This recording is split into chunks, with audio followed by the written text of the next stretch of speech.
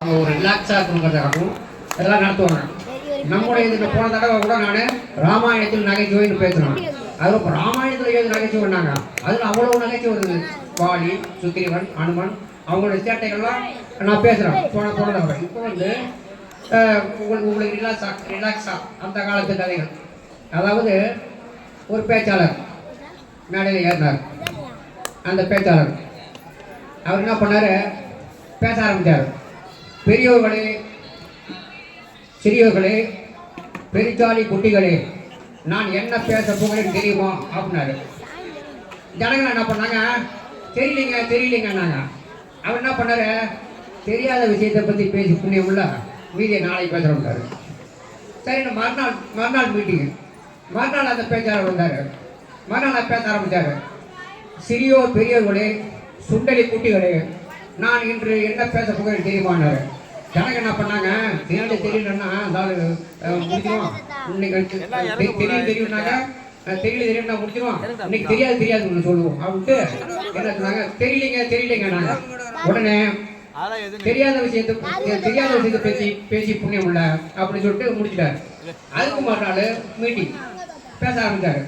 பெரியோர்களே, சிறியோர்களே, பெருச்சாலி குட்டிகள் இன்று என்ன பேச போகிறேன் தெரியுமான்னாரு.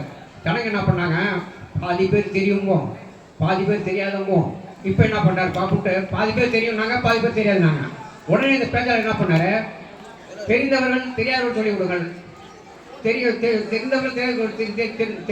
தெரிய சொல்லிக் கொடுங்கள், தெரியாதவர்கள் தெரிந்தவர்கள் கேட்டு தெரிந்து கொடுங்கள் அப்படி சொல்லி முடிச்சார். இது ஒரு நகைச்சுவையான பேச்சாளர். இந்த பேச்சாளர் இப்படி இன்னொரு பேச்சாளர் இருந்தார் இங்கிலாந்துல வந்து ஒரு அருமையான பேச்சாளர். இங்கிலாந்து நாட்டினுடைய பொருளாதாரத்தை பற்றி நுணுக்கமாக மேடையை பேசியிருந்தார். ஆனா அங்க ஏற்ற மாதிரி உட்கார்ந்த ஜனங்க என்ன பண்ணாங்க, அவங்க பாட்டு கதை பேசியிருந்தாங்க. அவர் வந்து அந்த பேச்சாளர் நல்ல பேச்சாளர், சிறந்த பேச்சாளர், அவங்க கதை பேசியிருந்தாங்க. அப்ப என்ன பண்ண பேச்சாளர் சேர்த்துட்டாரு, என்னடா அது நல்லா இதை பேசிட்டு இருக்கோம், ஜனங்க காது கொடுத்து கேட்கல, நான் உங்களுக்கு ஒரு கழுத கதை சொல்றேன் அப்படின்னாரு. உடனே ஜனங்க நல்லா உற்சாக உட்காந்துருக்கு. கழுதை கதை சொல்றது தான் நல்லா உட்காந்துக்குவான். அதாவது ஒருத்தர் என்ன பண்ணா, ஒரு கழுதைய ஒருத்தர்கிட்ட வாடகை விட்டதான் அவன் வாடகை வாங்கினவன் என்ன பண்ணான், கழுதையை வாடகை வாங்கினவன் அந்த கழுதையை ஓட்டிக்கிட்டே போனான். நம்ம மணி தாரி மாதிரி 6 பகல் 12 மணி. அந்த நேரத்தில் அந்த வாடகைக்கு ஓட்டிகிட்டு போன ஒரு கழுதை அவன் ஓட்டிகிட்டு போனான். நல்லா வெயில் அடிச்சது என்ன பண்ணான், அந்த வாடகைக்கு கழுதை வச்சிருந்தவன் அந்த நேரம் நின்றுக்கிட்டு தான் அந்த நேரம் பார்த்து வாடகை விட்டா பாரு கதை உரிமையாளர் அவன் அந்த பக்கம் வந்தான். அவனுக்கு கிட்ட வந்து என்ன பண்ண, அவனுக்கு பிடிச்சாங்கல்ல, அவன் என்ன பண்ண, அவனை நான் தான் நிழல் நிற்பாங்க. இவன் என்ன சொல்றான், நான் கழுதை என்னுடையது, நான் தான் நிழல் நிற்பேன்னு அவன் சொல்றான். இல்லைங்க நான் வாடகை வாங்கிட்டேன், அந்த நிழல் நான் தான் நிற்பாங்கிறான். இல்லைங்க நான் தான் அந்த நிழல் நிற்பாங்கிறான். இப்படி சொல்லும்போது ஜனங்க அப்புறம் யாருக்கு நின்றது இந்த நிழல, யாருக்கு நின்றது ஜனம் கேட்க ஆரம்பிச்சாங்க. அப்பதான் அந்த பேச்சாளர் நிறுத்தினான். நான் அந்த நாட்டினுடைய முக்கியமான பொருளாதாரத்தை பற்றி பேசுகிறேன், அப்போல்லாம் நீங்கள் காது கொடுத்து கேட்கல, அப்புறம் ஒரு கழுத கதை சொல்கிறேன், இதை வந்து உன்னிப்பாக கேட்குறீங்களே, இப்படிப்பட்ட மக்கள் இருக்கின்றவர்கள் இந்த நாடு திருந்தாது அப்படின்னு சொல்லிட்டு அவன் என்ன பண்ணிட்டான், பேச்சு முடிச்சுட்டு போயிட்டான். அதாவது அப்புறம் ஒரு ராஜா என்ன பண்ணாரு, 6 மணிக்கு வந்தார். ராஜா 6 மணிக்கு வந்தேன், எங்கப்பா மந்திரினாரு. மந்திரி என்ன வரலைங்க, இது சொல்லிக்கிட்டே இருக்கும்போது மந்திரி வந்துட்டார். ஏன் மந்திரி லேட்டுனாரு. ஒன்றும் இல்லைங்க, வீட்டிலேருந்து வந்தேன், வரும்போது என் மனைவி ஒரு வேலையை விட்டா, அதை செஞ்சுட்டு வரணும் லேட்டாக போச்சுக்கிறேன். மனைவி வேலையை விட்டா அதை செஞ்சுட்டு வரக்கிறேன், மனைவி பேச்சை கேட்கணும், என் மந்திரியார் பண்ணியில்லை, உன்னை டிஸ்மிஸ் பண்ணுறான் அப்படின்னு சொல்லி என்ன பண்ணிட்டாரு ராஜா, அவனை டிஸ்மிஸ் பண்ணிட்டு மறுநாள் புது மந்திரி வேணும் அப்படின்னு தண்டோரை போட்டு அறிக்கை விட்டார். மறுநாள் என்ன ஆயிடுது, எல்லாம் வந்தாங்க, புது மந்திரி இன்டர்வியூக்காக நிறைய பேர் வந்தாங்க, லைனாக நின்னாங்க. புது மந்திரி எடுக்கலாம்ட்டு இன்டர்வியூ வச்சாரு ராஜா. லைனில் நின்றுட்டு இருந்தால் அந்தாண்ட ஒரு ஆள் மட்டும் தனியாக நின்னான். இந்த லைனை விட்டு இருந்தாலும் ஒரு ஆள் தனியாக நின்னான். இந்த லைனை நின்றுட்டு என்ன பண்ணாரு ராஜா, நீங்கள் பொண்டாட்டி பேட்டி கேட்க பண்ணாரு. நான் பொண்டாட்டி பேட்டி கேட்க மாட்டேன், நான் பொண்டாட்டி பேட்டி கேட்க பண்ணேன். தண்ணி ஊற்றி போயிட்டு விட்டார். அடுத்தவனா நீ பொண்டாட்டி பேட்டி கேட்க பண்ணாரு, நான் கேட்பாங்க அப்படின்னா ரிஜெக்ட். ஒருத்தவங்க கேட்குறவங்களே பொண்டாட்டி பேட்டி கேட்குறவங்களே சொல்லியிருக்காங்க. அப்புறம் சரிட்டு இந்தாண்ட ஒருத்தங்க பாரு, அவனை வந்து கேட்டார், நீ உன் பொண்டாட்டி பேச்சு கேட்க போனார், நான் என் பொண்டாட்டி பேச்சு கேட்க மாட்டாங்கண்ணா. கரெக்ட், நீ தான் சரியான வந்து. சரி எல்லாம் லைனில் நின்னாங்க. நீ மட்டும் ஏற்று வரீங்க அப்படின்னு ராஜா அவனை கேட்டார். அவன் சொன்னான், நான் பிறக்கும் போது என் கொண்டாடி சொன்னாங்க, எல்லாம் நிற்க நிற்காதா, நீ ஏற்றுக்கிட்டா அப்படின்னு என் கொண்டாடி சொன்னாங்க அப்படின்னா. அப்போ இவனும் கொண்டாடி பேச்சு தான் கேட்டுருக்கான். அதனால் மனைவி பேச்சை கேட்காதவங்க இங்கே வந்து யாருமே கிடையாது. இப்படி அந்த மாதிரி ஆண்டது. அப்புறம் வந்து ஒரு முனிவர் உட்கார்ந்தார் ஒரு இடத்துல. உட்காந்துன்னா அங்கே ஒரு இளைஞன் போனான். அந்த முனிவருக்கு பின்னாடி 60 சிரம் அப்படின்னு இருந்தது. அந்த முனிவருக்கு அந்த இளைஞன் போய் என்ன பண்ணா, என்ன சாமி பண்ணிட்டு இருக்கீங்கன்னா உட்காந்துக்க மாட்டாங்க. 60 சிரம்னு இருக்கு சாமி உங்க பின்னாடி அப்படின்னா என்ன சாமின்னு அவன் கேட்டான். 60 சிரம்னா அப்பா கோபம் கொள்ளக்கூடாது அப்படின்னாரு. அப்போ உங்களுக்கு கோபமே வராதா சாமி? வராத பொண்ணு அப்படின்னாரு. வராத பொண்ணுனாரு. உங்களை நல்லா திட்டுனா கோவம் வருமானாரு. வராத பொண்ணுனாரு. உங்களுக்கு கையால் அடிச்சா கோவம் வருமாங்க. சரி வராதா நாயா, வராதா என்ன சொல்ற அப்படின்னு என்ன பண்ண அப்படி சொல்லி என்ன போட்டாரு. அவருக்கு கோவம் வந்து போடல. அப்புறம் இப்போ மாதிரி இன்னொரு இடத்துல ஒரு முனிவர் உட்கார்ந்தாரு. அங்கே ஒரு இளைஞன் போனான். அந்த முனிவரை பார்த்து, ஏன் சாமி உட்காந்துட்டே தூங்குறீங்க, என் படுத்து தூங்க மாட்டேன் என்ன பண்ணான். இல்லையா பண்ண, நான் வந்து தியானம் பண்ணி கொண்டு இருக்கிறேன் அப்படின்னாரு. தியானம் பண்ணி கொண்டு இருக்கேன். தியானம் பண்ணா இறைவனை நினைத்து தியானம் பண்ணி கொண்டு இருக்கிறேன். அதெல்லாம் சும்மா சாமி தியானம் நடத்தலாம், அதெல்லாம் யார் சாமி தெரியும், எல்லாம் கொடுக்குறீங்க அப்படின்னாரு. அப்படின்னு அவன் சொன்னான். இல்லை இப்போ மனதால் வந்து இறைவனை பார்க்கலாம் அப்படின்னு சொன்னதான். இதெல்லாம் போய் சாமி இந்த மாதிரி புரிய விட்டுறீங்க நீங்கள் போட்டலாம். சரி உங்கள்கிட்ட வெட்டியா பேசி நேரத்தை என்ன கொடுத்துல எனக்கு பசிக்குது நான் போகிறேன் அப்படின்னு சொன்னாங்க. ஹீரோ படையினாரு. ஏன் சாமிண்ணா பசிக்குதுன்னு சொன்னீங்க, ஏன் போய் விடுவார அப்படின்னா முனிவர் கேட்டார். இல்லை சாமி பசிக்குது சாமி, அது உண்மைதான் சாமிண்ணா, ஏன் பசிக்கு இந்த மாதிரி போய் விடுவாதப்பா அப்படின்னா முனிவர் கேட்டார். இல்லை கண்டிப்பாக பசிக்குது சாமின்னாரு. சொன்னி அவன் சொன்னான், பசிக்குது நான் எப்படி அவங்க காட்டு பார்க்கணும், பசிக்கிறது எப்படி சாமி காட்ட முடியும், என்ன சாமி இப்படி பேசுறீங்க அப்படின்னா. அவன் சொன்னான், இப்படிதான்ப்பா மனதால் நினைக்கிறத மனதால் இறைவனை பார்க்கறத அந்த உணர்றத காட்ட முடியாது. அவங்க அவங்ககிட்ட போய் சொல்லுவாங்க, நான் புரிஞ்சுக்கிட்டேன் இனிமேல் நான் அது மாதிரி கேட்க மாட்டான் அப்படின்னு சொல்லிட்டு அவன் புறப்பான். அப்புறம் வந்து ஒரு இடத்துல ஒரு சிங்கத்தை கூட்டில் போட்டாங்க. கூட்டில் போட்டுட்டு தான் அந்த சிங்கம் அந்த ரூம்லேயே இருக்குது. அது யாராலும் கொண்டு விடுவாங்களா அப்படின்னு சொல்லிட்டு சிங்கம் வந்து பார்த்துக்கிட்டே இருந்தது. அந்த நேரம் பார்த்து ஒரு ஆள் வந்தான். அந்த ஆள் வந்து இந்த சிங்கம் என்ன பண்ணி, மனிதா என்னை திறந்து விட்டுருந்தது.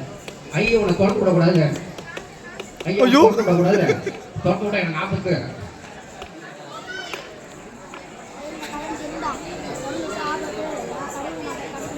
நீ என்னை அடிச்சு கொண்டு அப்படின்னு மனிதன் சொன்னான். இல்லை அப்போ நான் அது மாதிரி செய்ய மாட்டேன், நான் நன்றி விசுவாசம் பார்ப்பேன், செய்ய மாட்டான் அப்படி சிங்கம் சொல்லிச்சு. பட்டை கட்டிச்சு. சரின்ட்டு என்ன பண்ணிட்டான், அவன் என்ன பண்ணான், கூண்டை திறந்து விட்டுதான் சிங்கம் வெளியே வந்துதான் சிங்கம் வெளியே வந்ததான் என்ன பண்ணான், மனிதா கோச்சிக்காத, எனக்கு பசி தாங்க முடியல, ஒரு வாரமாக உள்ள இருந்தான், எனக்கு பசி தாங்க முடியல, நான் இப்போ உன்னை அடிச்சு திங்க போகிறேன் அப்படின்னு சிங்கம் சொல்லி அவன். என்ன சிங்கம் இப்படி நன்றி விசுவாசம் பேசுகிற, எவ்வளோ பண்டை கஞ்சி நான் நடந்து திறந்துட்டேன், அதெல்லாம் இப்போ எனக்கு பசி தான், இதெல்லாம் நான் சாப்பிடணும், எனக்கு பசி நான் ஒன்று அடிச்சு தான் தின்பேன் அப்படின்னு சிங்கம் சொல்லுது. இன்னும் என்ன நன்றி விசுவாசம் மாதிரி என்ன இப்படி மருந்து போட்டிருக்காங்க, அதுதான் அந்த மாதிரிலாம் உதவி செய்யக்கூடாதுன்னு சொல்லியிருந்தான். அந்த நேரம் பார்த்தா அங்கே ஒரு நரி விடுது. அந்த நேரம் பார்த்து என்ன அங்கே பிரச்சனைன்னு நரி கேட்டுதான் மனிதன் சொன்னான், இது மாதிரி உள்ள போயிருந்தது, நான் தான் திறந்து விட சொல்லி பண்டை கஞ்சிச்சு நரி, நான் திறந்து விட்டேன் நரி, வெளியே வந்து என்னை வந்து திங்கிறேன் நரி, இதுதான் யாச்சு என்ன திங்க சொல்கிறேன்னு அவன் உள்ள சொல்றேன். நான் உள்ள இருக்கும் போதெல்லாம் சொல்றதா உண்மைதான் நரி, அப்போ எனக்கு வெளியே வந்தால் போகுதுன்னு நினச்சேன், ஆனால் வெளியே வந்ததான் பசி தாங்க முடியல, ஆனால் அந்த மனிதன் அடிச்சு தங்க அவன் திங்க தான் போகிறான், ஏன்னா பசி தாங்க முடியல அப்படின்னு சிங்கம் சொல்லிக்க. நரி பார்த்துது, ஓஹோ சிங்கம் மட்டும் சரியில்லை, நரி என்ன பண்ணிச்சு அதனுடைய மூளையை பயன்படுத்தி எனக்கு ஒன்றுமே புரியல, ஏப்பா மனிதன் நீ எங்கே நின்னாரு, மனிதன் என்ன பண்ணா, நான் இங்கே தான் நின்ன நரின்னா, சிங்கம் நீ எங்கே நின்ன, சிங்கம் நம்ம பூண்டு உள்ளார போயிட்டு இங்கே இருந்தால் நரி அப்படின்னு உடனே நரி நான் பண்ணி தாப்பா போட்டு நீ உள்ளே கடை மனிதன் நரி கூப்பிட்டு உதவி செய்யணுங்கிறது யார் யாருக்கு நீங்க யோசிக்கிறது இல்லையா? எல்லாத்துக்கும் உதவி செய்யக்கூடாது. யார் யாருக்கு உதவி செய்யணுங்கிறது ஒரு தராதரம் இருக்கு. இனிமேல் போய் நல்லவங்களுக்கு உதவி செய்யும் அப்படின்னு நரி சொல்லிட்டு போயிடுது. அவன் மனிதன் போயிட்டான். இந்த நரி இப்படி இன்னொரு நரி இன்னொரு நரி முட்டாதான் இது ஒண்ணு. ஒருத்தன் என்ன பண்ணா அவனுடைய 7 கழுதையை ஓட்டிக்கிட்டே போனான். 7 கழுதை ஓட்டிக்கிட்டே போன கழுதை வைக்கிறான். போனா அங்க ஒரு ஓடை வந்தது.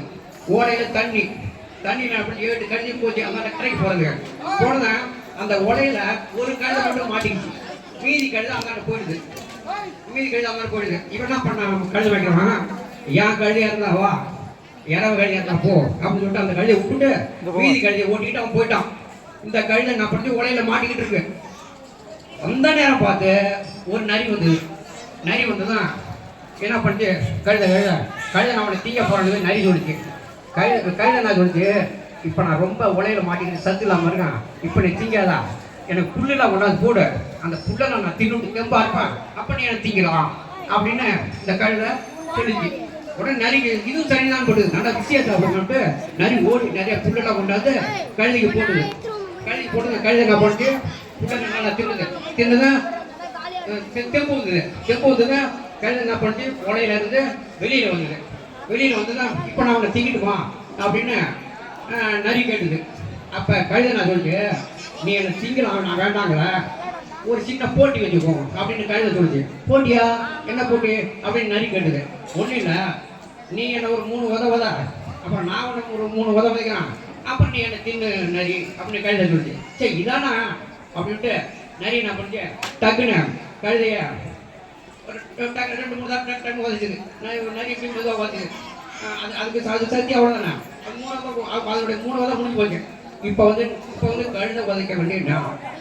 கழுதை என்ன பண்ணுச்சு, அப்படியே போய் திடீர்னு போது ஒட்டுது பாரு ஒரு உதை நரிக்கு திருதுன்னு தலையெல்லாம் சுத்த ஆரம்பிக்குது.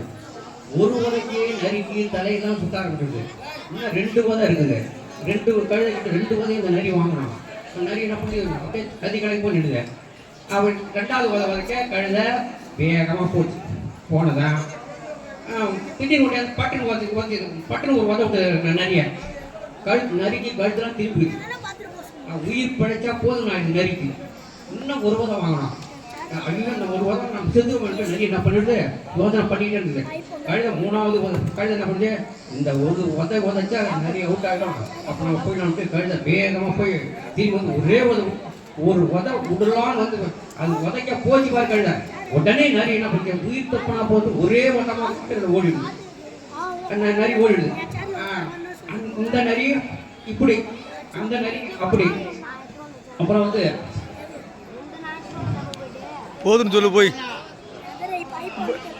சரி போதும். இதுவரை பேச வாய்ப்பு கொடுத்த அவர்களுக்கு என்னுடைய நன்றி தெரிவித்து மீண்டும் வாய்ப்பு கிடைக்கும் சொல்லுங்க.